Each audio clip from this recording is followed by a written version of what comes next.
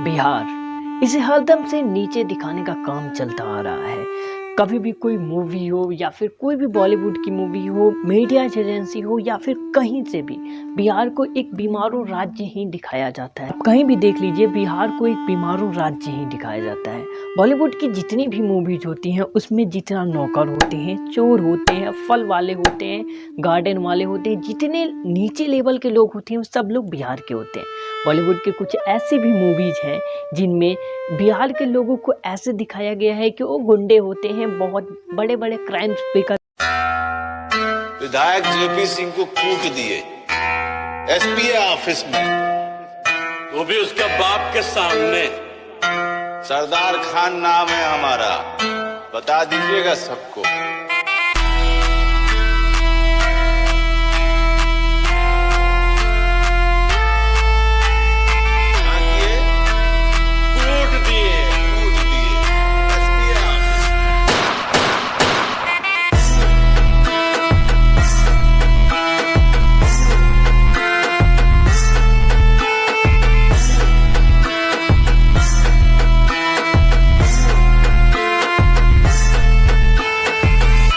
पता नहीं कौन है, साले विधायक में हाथ उठाता तुम। जो भी बेकार टाइप का रोल होता है, जो मतलब लगता है कि इस रोल को कोई अच्छा से नहीं कर सकता या फिर कोई अच्छे से नहीं कर सकता, या फिर इस रोल में थोड़ी सी बुराई है, थोड़ी सी निगेटिव पॉइंट है, तो उसे बिहार के लोगों के नाम कर दिया जाता है। मतलब ये नहीं है कि जो रोल करते हैं वो बिहार के ही होते हैं, लेकिन नहीं, उन्हें फिल्म में दिखाया जाता है कि ये बिहार से ही है। जैसे कोई भी फल वाला हो, ऑटो वाला हो, सब लोग मूवीज में बिहार से ही होते हैं। हर एक चीज़ की हर एक स्थान की दो पॉइंट होती हैं, एक निगेटिव और दूसरा पॉजिटिव। अगर हम बिहार की निगेटिव पॉइंट को देखें तो बहुत सारे लोग ऐसे हैं जो बिहार के निगेटिव पॉइंट को दिखाते हैं। जैसे भारत की मीडिया एजेंसी हो जाए, भारत की बॉलीवुड मूवीज हो जाएं, या फिर हॉलीवुड में तो बिहार का नाम ही नहीं आता है। यूँ बिहार की जो इंडस्ट्री है, बिहार की भी जो मूवी इंडस्ट्री है, उसमें भी बिहार को नीचे ही दिखाया जाता है। लेकिन आज के इस वीडियो में मैं आपको बताऊंगा बिहार के एक बहुत बड़े पॉजिटिव पॉइंट को।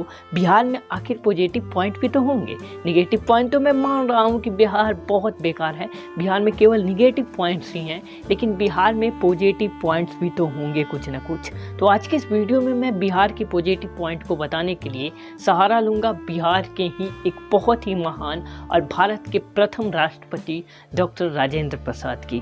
तो आज की इस वीडियो में हम डॉक्टर राजेंद्र प्रसाद को बिहार से कंपेयर करेंगे और जानेंगे कि क्या बिहार को इस तरह बनाने में डॉक्टर राजेंद्र प्रसाद का भी हाथ था। क्या डॉक्टर राजेंद्र प्रसाद चाहते तो बिहार को भी बहुत ज़्यादा विकास करवा सकते थे, क्योंकि वो भारत के प्रथम राष्ट्रपति थे। तो चलिए आज के इस मजेदार वीडियो को शुरू करते हैं। Bihar is one of the poorest and most neglected states of India.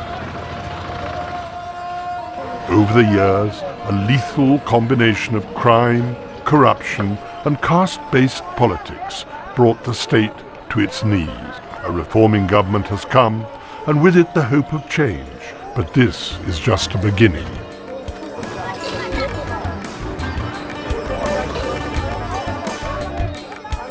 The Teslal slum beside a canal is an example of how many citizens of the state capital Patna are forced to live.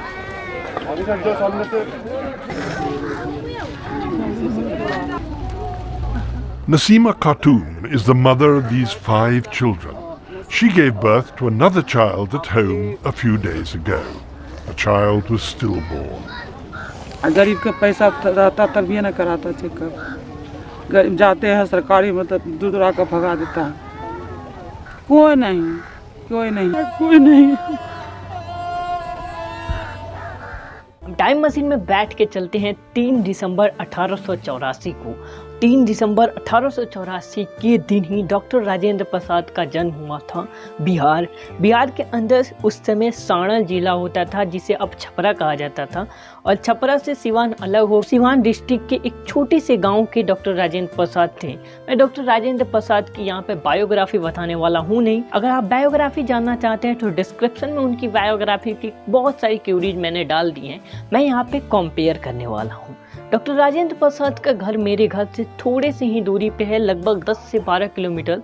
यहाँ पे बहुत सारी ऐसी भ्रांतियाँ, बहुत सारी ऐसी कहानियाँ फैली हैं, जो कहानियाँ अगर आप सुनते हैं तो आपको भी अंदर से झकझोर के रख देगा कि आखिर क्यों डॉक्टर राजेंद्र प्रसाद के गाँव जो है, एक छोटा सा गाँव अभी तक छोटा सा ही गाँव रह गया। डॉक्टर राजेंद्र प्रसाद के गाँव में गाँव लेवल का भी विकास नहीं हुआ है, गाँव लेवल का भी वहाँ पे कोई अच्छा काम नहीं हुआ है। डॉक्टर राजेंद्र प्रसाद के घर भी उतनी अच्छी नहीं बनवाई गई है सरकार के द्वारा, सिर्फ वैसे ही है जिस प्रकार का वह स्थल है, जिस प्रकार के भारत के प्रथम राष्ट्रपति का वो घर है, जिस प्रकार के भारत को इतने बड़े संविधान देने वाले इंसान के घर है वहाँ पे, उस प्रकार का वहाँ पे कोई भी सिक्योरिटी पर्पस नहीं होता है और कोई भी वहाँ पे लोग ज़्यादा टूरिंग करने भी नहीं आते हैं क्योंकि वहाँ पे सुविधा नहीं है। लेकिन इन सब में सरकार और यहाँ की पुलिस जो भी है, यहाँ के लोग, वही लोग जिम्मेदार नहीं है। इसके लिए डॉक्टर राजेंद्र प्रसाद को भी बताया जाता है कि वो भी दोषी हैं अपने गांव को विकास नहीं करवाने में। हमारे यहाँ एक कहानी बहुत ही फेमस है कि डॉक्टर राजेंद्र प्रसाद जब पहली बार अब राष्ट्रपति बन के अपने गाँव जीरादेई आए थे तो वो कुछ देर रुके थे, मतलब रात में आए और रात में ही चले गए और गांव वालों के नाम से एक चिट्ठी दिया और कहा कि जब गांव वाले सुबह मुझसे मिलने आए तो इस चिट्ठी गांव वालों को दे दीजिएगा। उस चिट्ठी में क्या लिखा था अगर आप सुनेंगे तो आप चौंक जाएंगे। उस चिट्ठी में भोजपुरी लैंग्वेज में लिखा था लुगवा का कही। इट मीन्स कि लोग क्या कहेंगे कि मैं राष्ट्रपति बन गया हूँ और अपने गाँव का विकास कर रहा हूँ, इसलिए मैं अपने गाँव का विकास नहीं कर सकता, अपने गाँव के बारे में कुछ भी नहीं कर सकता। फिर भी यहाँ के लोग डॉक्टर राजेंद्र प्रसाद को उस नज़रिया से नहीं देखते हैं कि इन्होंने हमारे लिए कुछ नहीं किया, इन्होंने हमारे गांव के लिए कुछ नहीं किया। यहाँ के लोग डॉक्टर राजेंद्र प्रसाद को भारत के प्रथम राष्ट्रपति महामहिम के नाम से जानते हैं और महामहिम की तरह उनको ट्रीट करते हैं।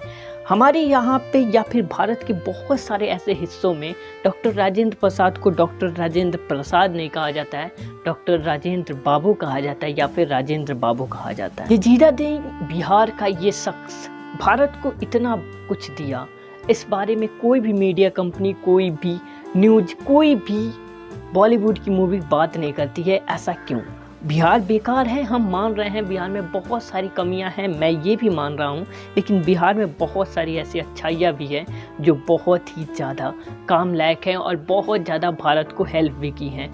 भारत को आज़ाद करवाने में जो सबसे पहला आंदोलन शुरू हुआ था वो बिहार से ही शुरू हुआ था। आगे हम बहुत सारे वीडियोज़ लाएंगे बिहार के इस एपिसोड में और बहुत सारी एपिसोड आएंगे। अगली एपिसोड में हम जानेंगे कि बिहार के अंदर ऐसा क्या क्या है जिसे हम घूम सकते हैं और जिसका हम यूज कर सकते हैं, जो भारत के अंदर कहीं भी नहीं है।